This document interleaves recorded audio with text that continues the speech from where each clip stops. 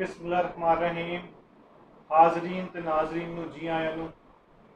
अज असीं पंजाबी बैठक कर रहे हैं कूक पाकिस्तान कूक दी ते मैं तुहाडा मेज़बान नैयर अली ते मेरे नाल अज दी गुफ्तगू विच शामिल ने जनाब मोहम्मद हसनैन भट्टी साहब।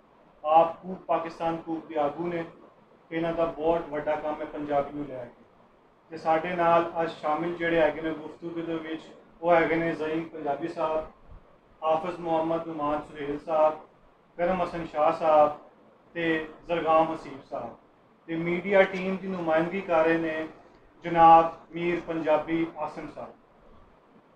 अज जुलाई का महीना है तो वारिस शाह साहब का उर्स है तो वारिस शाह के जोड़े अफकार ने असी उन्होंने के बारे में गुफ्तगू करांगे तो खास तौर से जोड़े बैरूनी हमलावर सन जिन्हों एक नाम है अहमद शाह अब्दाली, उन्होंने बारे च वारिस शाह साहब के की ख्याल ने तो की उन्होंने बारे च अफकार रखते हैं।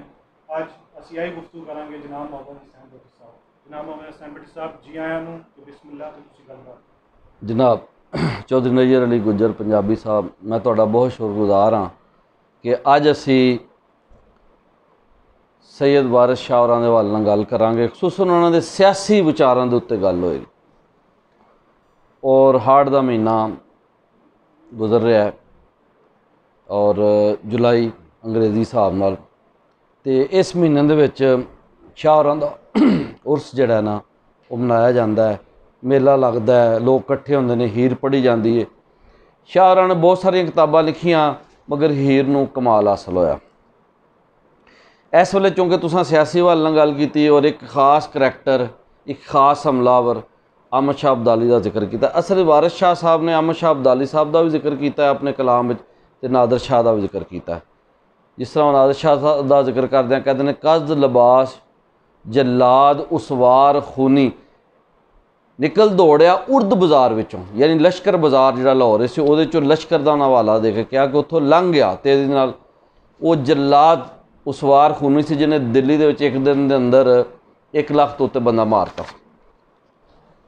अच्छा, जो असी हिस्टरी नूं पढ़ने वो बैकग्राउंड ये वे कि अहमद शाह अब्दाली उस काफले दे नाल आया सी जनाब आसिम पंजाबी साहब, जिहड़ा कि नादर शाह ने हमला किया और नादर शाह भी मुल्कगिरी करन आया सी, हमलावर सी, वो कोई तबलीग दीन वास्ते नहीं सी आया। जिसले उन्हें हमला किया तो चीफ कमांडर सी ना, वो चीफ कमांडर कौन सी, वो हिफाजती दस्ते का वड्डा सिपा सलार वो अहमद शाह अब्दाली सी।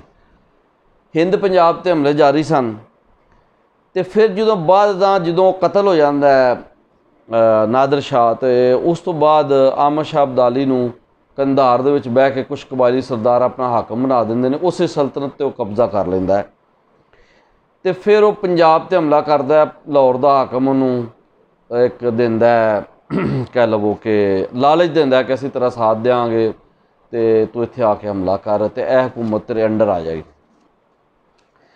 तो जिहड़ा ये कहा जाता ना जी वो फलाने की सरकोबी करना आया, मरहटियां की सरकोबी करना आया, देखो एक पहलू है, वो भी एक पहलू हो सकता है, लेकिन जनरली वेखना है कि क्या ये लोग अहमद शाह अब्दाली वर्गे तबलीग दीन लिए आए सन या दीन का प्रचार करते रहे हैं। उन्हें की किया तो ज़्यादातर जो सानू मिलता वो तबाही मिलती है।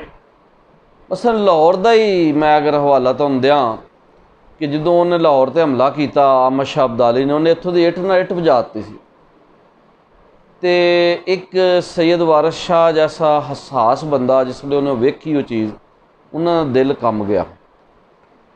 एक थां जिक्र भी मिलता है कि शायद वो भी इस मज़ाहमती जंग दे विच शामिल सन जिहड़ी अहमद शाह अब्दाली के खिलाफ हो रही। वो फिर कहते हैं वारिस शाह अली दे वांग लड़दा जिहड़ा ज़ात दे विच जुल्फकार आहा। जुल्फकार तुहानूं पता है ना तलवार का नाम है, हज़रत अली रज़ी अल्लाह तआला अन्हु दी तलवार का नाम है। तो वो जुल्फकार का जिक्र कर रहे हैं पीर वारिस शाह, चूँकि खानदान सादात है तो इस हवाले नाल हवाला दे रहे हैं कि वारिस शाह अली दे वांग लड़दा जिहड़ा ज़ात दे विच जुल्फकार आहा। यानी ये मज़ाहमती जद्दोजहद के हवाले नाल गल कर रहे हैं और हमलावरां के खिलाफ अहमद शाह अब्दाली के खिलाफ, लिहाजा वारिस शाह वो मजम्मत ही करते हैं।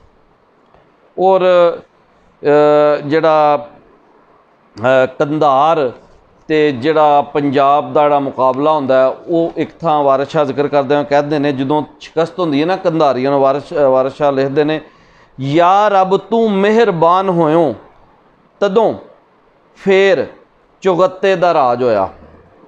ਤੂੰ ਹੀ ਦਿੱਤੀ ਸ਼ਿਕਸਤ ਕੰਧਾਰੀਆਂ ਨੂੰ, ਦਿੱਲੀ ਵਾਲਿਆਂ ਦੇ ਸਿਰ ਤਾਜ ਹੋਇਆ। ਠੀਕ ਹੈ ਨਾ ਜੀ, ਕੰਧਾਰੀਆਂ ਨੂੰ ਸ਼ਿਕਸਤ ਹੋਈ, ਅਹਿਮਦ ਸ਼ਾਹ ਅਬਦਾਲੀ ਹਾਰ ਗਿਆ। ਤੇ ਜਿਹੜਾ ਲਾਹੌਰ 'ਚ ਬਰਬਾਦੀ ਕੀਤੀ ਅਹਿਮਦ ਸ਼ਾਹ ਅਬਦਾਲੀ ਨੇ, ਉਹਦੇ ਬਾਰੇ 'ਚ ਵਾਰਿਸ ਸ਼ਾਹ ਲਿਖਦੇ ਨੇ, ਤੌਰ ਲਾਹੌਰ ਦੇ ਵੇਖ ਕੇ ਜੀ ਦੂਰ ਜ਼ਦੀ ਤੇ ਸਖਤ ਬਚਾਲ ਹੋਇਆ। ਯਾਨੀ ਭੁਚਾਲ ਨਹੀਂ, ਜਿਹੜਾ ਪੰਜਾਬੀ 'ਚ ਅਸੀਂ ਆਨੇ ਜ਼ਲਜ਼ਲਾ ਆ ਗਿਆ। ਅਰਸ਼ ਕੰਬ ਕੇ ਕਿਵੇਂ ਹੈ ਥਰ ਰਿਹਾ, ਕਿਹਾ ਸ਼ਹਿਰ ਤੇ ਕਹਿਰ ਕਮਾਲ ਹੋਇਆ। ਨਦੀ ਵੇਖ ਕੇ ਹਾਲਤ ਰੋਣ ਲੱਗੀ, ਰੋਂਦੀ ਰੋਂਦੀ ਦਾ ਜੀਓ ਉਛਾਲ ਹੋਇਆ। ਵਾਰਿਸ ਸ਼ਾਹ ਜਿਵੇਂ ਜਲਬਾਜ ਮਾਹੀ, ਤਿਵੇਂ ਸ਼ਹਿਰ ਲਾਹੌਰ ਦਾ ਹਾਲ ਹੋਇਆ। ਜਲਬਾਜ ਯਾਨੀ ਜਿਵੇਂ ਮੱਛਲੀ ਤੋਂ ਬਗੈਰ, ਮੱਛੀ ਜਿਹੜੀ ਹੈ ਨਾ, ਉਹ ਪਾਣੀ ਤੋਂ ਬਗੈਰ ਤੜਫਦੀ ਏ, ਇੰਜ ਲਾਹੌਰੀਆਂ ਦੀ ਇੱਟ ਦੇ ਨਾਲ ਇੱਟ ਵਜਾਤੀ ਅਹਿਮਦ ਸ਼ਾਹ ਅਬਦਾਲੀ ਨੇ। ਉਹ ਕਤਲੋ ਗਾਰਤ ਕੀਤੀ, ਗਾਰਤਗਰੀ ਕੀਤੀ। ਹੁਣ ਵੇਖਣਾ ਇਹ ਵੇ ਕਿ ਕਿਆ ਹੈ ਜਿਹੜੀ ਕਤਲੋ ਗਾਰਤਗਰੀ ਬਰਸਰਆਮ ਉਹਨੇ ਕੀਤੀ, ਘਰਾਂ 'ਚ ਵੜ ਕੇ ਜਨਾਬ ਮਤਲਬ ਉਹਨੇ ਤਹਿ ਕਰਕੇ ਰੱਖ ਦਿੱਤਾ। ਤੇ ਉਹ ਫਿਰ ਜਿਹੜਾ ਨਦੀ ਵੇਖ ਕੇ ਹਾਲਤ ਰੋਣ ਲੱਗੀ, ਰੋਂਦੀ ਰੋਂਦੀ ਦਾ ਜੀਓ ਉਛਾਲ ਹੈ। ਯਾਨੀ ਮਤਲਬ ਇਹ ਵੇ ਕਿ ਉਹ ਜਿਹੜਾ ਪਾਣੀ ਵੀ ਚੱਲ ਰਿਹਾ ਸੀ ਉਹਦਾ, ਉਹ ਵੀ ਉਛਲ ਪਿਆ। ਵੇਖੋ ਨਾ ਇੱਕ ਮੰਜ਼ਰ ਨਗਾਰੀ ਕਿਸ ਤਰ੍ਹਾਂ ਕਰ ਰਹੇ ਨੇ, ਕਿ ਉਹ ਆਂਦੇ ਨੇ ਕਿ ਦੇਖੋ ਬਹੁਤ ਬੁਰਾ ਹਾਲ ਹੋਇਆ। ਤੌਰ ਲਾਹੌਰ ਦੇ ਵੇਖ ਕੇ ਜੀ ਦੂਰ ਜ਼ਦੀ ਤੇ ਸਖਤ ਬਚਾਲ ਹੋਇਆ, ਪਚਾਲ ਆ ਗਿਆ। ਅਰਸ਼ ਕੰਬ ਕੇ ਕਿਵੇਂ ਹੈ ਥਰ ਰਿਹਾ, ਕਿਹਾ ਸ਼ਹਿਰ ਤੇ ਕਹਿਰ ਕਮਾਲ ਹੋਇਆ। ਨਦੀ ਵੇਖ ਕੇ ਹਾਲਤ ਰੋਣ ਲੱਗੀ, ਰੋਂਦੀ ਰੋਂਦੀ ਦਾ ਜੀਓ ਉਛਾਲ ਹੋਇਆ। ਵਾਰਿਸ ਸ਼ਾਹ ਜਿਵੇਂ ਜਲ ਬਾਜ ਮਾਹੀ, ਤਿਵੇਂ ਸ਼ਹਿਰ ਲਾਹੌਰ ਦਾ ਹਾਲ ਹੋਇਆ।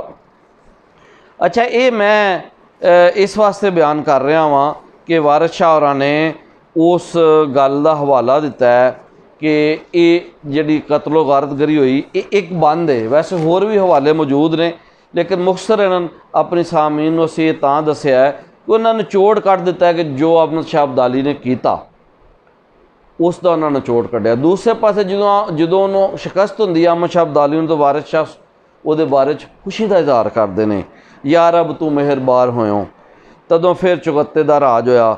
ਤੂੰ ਇਹ ਦਿੱਤੀ ਸ਼ਿਕਸਤ ਕੰਧਾਰੀਆਂ ਨੂੰ, ਦਿੱਲੀ ਵਾਲਿਆਂ ਦੇ ਸਿਰ ਤਾਜ ਹੋਇਆ। ਯਾਨੀ ਜਿਹੜਾ ਇੱਥੇ ਲੋਕਲ ਹੁਕਮਰਾਨ ਸੀ ਲਾਹੌਰ ਦੇ ਵਿੱਚ, ਉਹਨੂੰ ਜਦੋਂ ਫਤਹ ਹਾਸਲ ਹੋਈ, ਲਾਹੌਰ ਦਾ ਜਿਹੜਾ ਪੰਜਾਬ ਦਾ ਹਾਕਮ ਸੀ, ਉੱਤੇ ਉਹ ਖੁਸ਼ੀ ਦਾ ਇਜ਼ਹਾਰ ਕਰ ਰਹੇ ਨੇ। ਸੋ ਅਹਿਮਦ ਸ਼ਾਹ ਅਬਦਾਲੀ ਦੇ ਜ਼ੁਲਮੋ ਸਿਤਮ ਦੇ ਹਵਾਲੇ ਨਾਲ, ਜਾਂ ਅਹਿਮਦ ਸ਼ਾਹ ਅਬਦਾਲੀ ਤੋਂ ਇਲਾਵਾ ਨਾਦਰ ਸ਼ਾਹ ਦਾ ਜ਼ੁਲਮ ਹੋਏ, ਪੀਰ ਵਾਰਿਸ ਸ਼ਾਹ ਹੋਰਾਂ ਨੇ ਬੜਾ ਸੋਹਣਾ ਬਿਆਨ ਕੀਤਾ ਹੈ, ਔਰ ਇਹਨਾਂ ਦੋਵਾਂ ਦੀ ਉਹਨਾਂ ਮਜ਼ਮਤ ਕੀਤੀ ਹੈ, ਔਰ ਬੈਰੂਨੀ ਹਮਲਾਵਰਾਂ ਦੇ ਖਿਲਾਫ ਮਜ਼ਾਹਮਤ ਦਾ ਦਰਸ ਦਿੱਤਾ ਹੈ। ਅਸੀਂ ਕਨਕਲੂਡ ਇਹ ਕਰਾਂਗੇ ਕਿ ਅਹਿਮਦ ਸ਼ਾਹ ਅਬਦਾਲੀ ਕੋਈ ਹੀਰੋ ਨਹੀਂ ਸੀ, ਉਸ ਦੀ ਜ਼ਿਆਦਾਤਰ ਮਜ਼ਮਤ ਕੀਤੀ ਗਈ ਹੈ। ਉਹਦੀ ਸ਼ਖਸੀਅਤ ਦਾ ਕੋਈ ਅੱਛਾ ਪਹਿਲੂ ਹੋ ਸਕਦਾ ਹੈ, ਮਗਰ ਵੇਖਣਾ ਹੈ ਕਿ ਜਦੋਂ 95-98% ਇੱਕ ਜ਼ੁਲਮੋ ਸਿਤਮ ਹੀ ਹੈ, ਤੇ ਫਿਰ ਉਹਨੂੰ ਸਰਾਇਆ ਨਹੀਂ ਜਾ ਸਕਦਾ। ਇਸ ਤਰ੍ਹਾਂ ਹੀ ਪੀਰ ਵਾਰਿਸ ਸ਼ਾਹ ਹੋਰਾਂ ਨੇ ਸਰਾਇਆ ਨਹੀਂ। ਅਸੀਂ ਇਸ 'ਤੇ ਆਪਣੀ ਗੱਲ ਖ਼ਤਮ ਕਰਾਂਗੇ, ਔਰ ਕੂਕ ਪਾਕਿਸਤਾਨ ਕੂਕ ਦੀ ਇਸ ਮਜਲਿਸ ਦੇ ਅੰਦਰ ਜਿਹੜਾ ਤਾਰੀਖੀ ਹਵਾਲਾ ਸੀ ਪੀਰ ਵਾਰਿਸ ਸ਼ਾਹ ਦੇ ਕਲਾਮ ਦੇ ਹਵਾਲੇ ਨਾਲ, ਉਹ ਅਸੀਂ ਬਿਆਨ ਕੀਤਾ, ਕਿਉਂਕਿ ਪੀਰ ਵਾਰਿਸ ਸ਼ਾਹ ਉਸ ਦੌਰ ਦੇ ਅੰਦਰ ਹਯਾਤ ਸਨ।